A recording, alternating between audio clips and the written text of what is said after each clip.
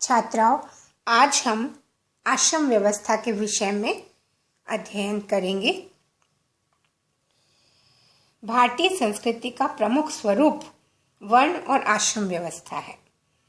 प्राचीन भारत में आश्रम व्यवस्था को बहुत अधिक महत्व दिया जाता था। आश्रम व्यवस्था अपने अपने कर्तव्यों और अधिकारों के विभेदों द्वारा सामाजिक संघर्षों में अभाव और वैयक्तिक उन्नति को अबाध गति द्वारा निरंतर चलाते रहने में न केवल समाज को अपितु राष्ट्र को भी पूर्ण सहयोग देती हुई विश्व में शांति स्थापित और असीम सुख का उपभोग कराने वाली यह एक सुंदर व्यवस्था है।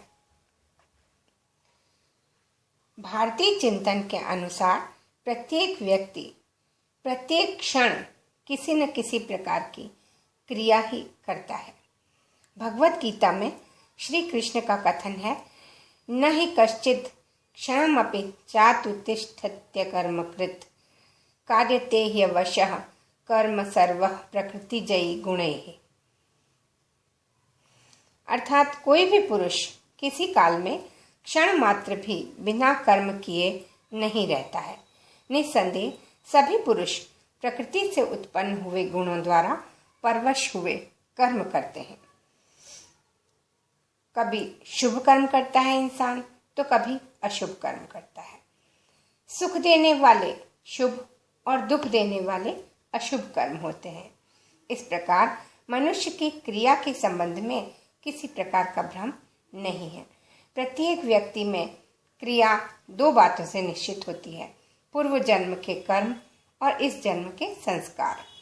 आश्रम व्यवस्था इस जन्म के संस्कारों के निर्माण एवं व्यक्तिगत और सामाजिक क्रियाओं के नियोजन का प्रयत्न है। आश्रम व्यवस्था प्राचीन भारतीय चिंतन के अद्वितीय ज्ञान और प्रज्ञा की भी प्रतीक है। वस्तुतः जीवन की वास्तविकता को ध्यान में रखते हुए कर्तव्य और आध्यात्म के आधार पर मानव जीवन को ब्रह्मचर्य, गृहस्थ, वानप्रस्थ और संन्यास आश्रमों में विभाजित किया गया। इसका सर्वोपरि और अंतिम उद्देश्य मोक्ष माना गया। आश्रम का अर्थ। आश्रम शब्द में श्रम धातु है, जिसका अर्थ परिश्रम करना है। आश्राम्यन्ति अस्मिन् इति आश्रमः, जिसमें रहकर या जहाँ रहकर मनुष्य श्रम करता है उसे आश्रम कहते हैं। अतः आश्रम से अभिप्राय जीवन के ऐसे स्तरों से है जहाँ क्रमशः मनुष्य परिश्रम करता रहता है। प्रत्येक भारतीय जीवन के विभिन्न स्थलों को कर्म भूमि स्वीकार करता है। छात्राओं, प्रत्येक आश्रम की अपनी अलग स्थिति है और प्रत्येक आश्रम में व्यक्ति तत्संबंधित कार्य करता है। प्रत्येक आश्रम में व्यक्ति अपने जीवन के आवश्यक कर्तव्यों को पूरा करता हुआ अपने उच्चतर लक्ष्य की ओर बढ़ता है। हिंदू विचारकों ने मानव जीवन को समग्रतापूर्वक व्यवस्थित रूप प्रदान करने के लिए उसे आश्रमों के अंतर्गत विभाजित किया है। लौकिक और पारलौकिक दोनों जीवनों की महत्ता होते हुए भी वे पारलौकिक जीवन को अधिक महत्व देते थे। इसके अतिरिक्त आश्रम व्यवस्था का आधार पुरुषार्थ की धारणा में निहित है। इसके अनुसार प्रत्येक मनुष्य को अपने जीवन में धर्म, अर्थ, काम और मोक्ष की सिद्धि करनी चाहिए। आश्रम व्यवस्था का एक और आधार ऋणों की धारणा थी। ऋण आपको पता होंगे छात्राओं, पितृ ऋण, ऋषि ऋण और देव ऋण। पितृ ऋण प्रत्येक व्यक्ति को अपना शरीर माता पिता की कृपा से मिलता है, अतः उसे माता पिता की सेवा और पुत्रोत्पत्ति करके पितृ ऋण से उऋण होना चाहिए। और ऋषि ऋण।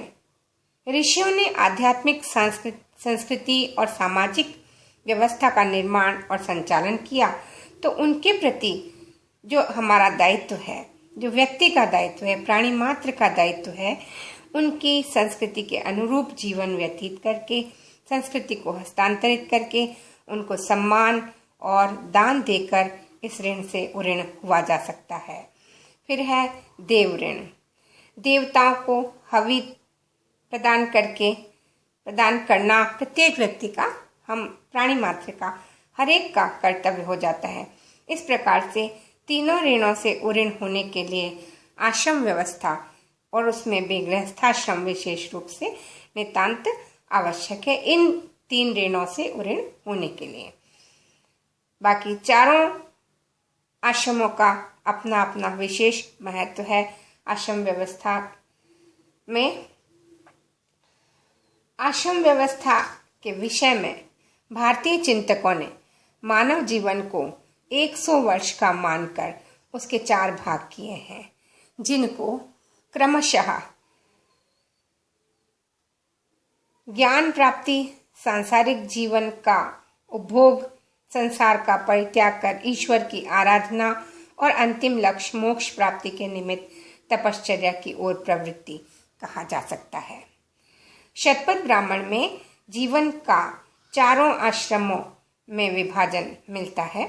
ब्रह्मचर्याश्रमं समाप्य गृही भवेत्, गृही भूत्वा वनी भवेत्, वनी भूत्वा प्रव्रजेत्। शतपथ ब्राह्मण में ऐसा बताया गया है। अब हम नेक्स्ट टर्म पर आश्रम कौन कौन से हैं उनके विषय में विस्तार से जानकारी करेंगे।